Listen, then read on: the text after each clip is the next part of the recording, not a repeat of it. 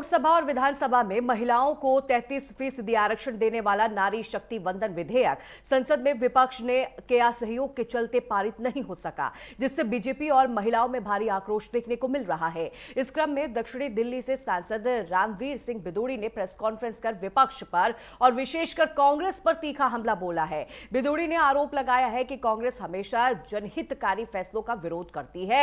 उन्होंने साथ ही साथ चेतावनी दी है कि महिलाओं के अपमान का खामियाजा जो है कांग्रेस को आगामी चुनाव में भुगतना ही होगा और देश की महिलाएं इसका बड़ा जवाब भी देंगी। अब देखना होगा कि इस राजनीतिक घमासान का असर चुनावों पर क्या पड़ता है।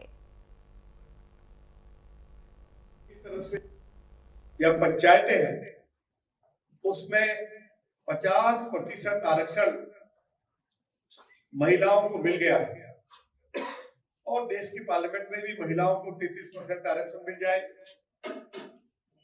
अभी लोकसभा में महिलाओं का जो रिप्रेजेंटेशन है लगभग 14.94% है और यदि ये बिल पास हो जाता तो महिलाओं की 18% और संख्या देश की लोकसभा में बढ़ जाती है।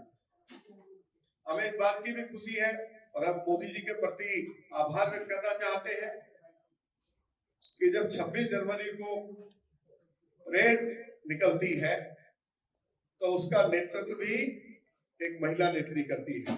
आगे क्यों नहीं बढ़े? हम तो आपसे 33% के लिए जब आपने पास कर दिया 50% के लिए भी बोल रहे थे। देखिए, अगर उनके सोच विचार में ये बात होती तो वो 33% पे हामी होते, 50% तो दूर की बात है।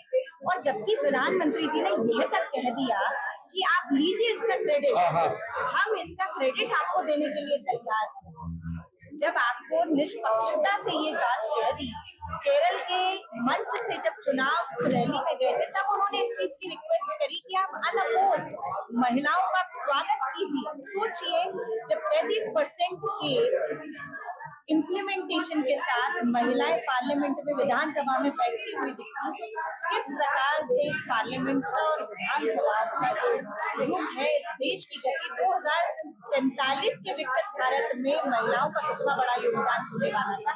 इस प्रकार से बिल को लाया गया, ये अपने आप में मानसिकता दर्शाता है और हर महिला का ये अधिकार है, ये हक है। उसकी लड़ाई जो है चालू हो चुकी है और आगे तक महिलाओं ने एक भरोसा हमारे देश के प्रधानमंत्री नरेंद्र मोदी जी पे जताया था और नरेंद्र मोदी जी ने भी 2023 में इस बिल को पास करवाकर उनके भरोसे को उजागर किया और उनको भरोसे पे भरोसा करते हुए देश भर के सभी सांसद, चाहे पक्ष के हो चाहे विपक्ष के, सभी सांसदों से एक अपील की और हम बहनों ने भी अपील की मोदी जी के माध्यम से। मोदी जी ने जब मन की बात के माध्यम से या फिर अपने एक विचार उन्होंने रखा कि सभी बहनों से अपील की कि 16 तारीख से संसद स्पेशल संसद शुरू हो रही है।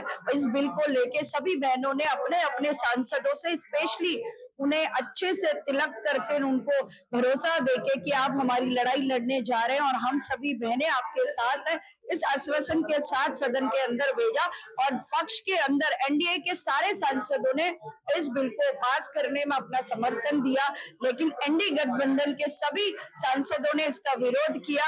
वो मोदी जी का विरोध करते करते देश भर की बहनों का विरोध करने के लिए उतर आए हैं और जिस तरीके से उन्होंने बहनों को मिलने वाले इस सम्मान अधिकार को उन्होंने रोधा है अपना अविश्वास प्रस्ताव रखकर, तो बहनें उनको सबक जरूर सिखाएंगी।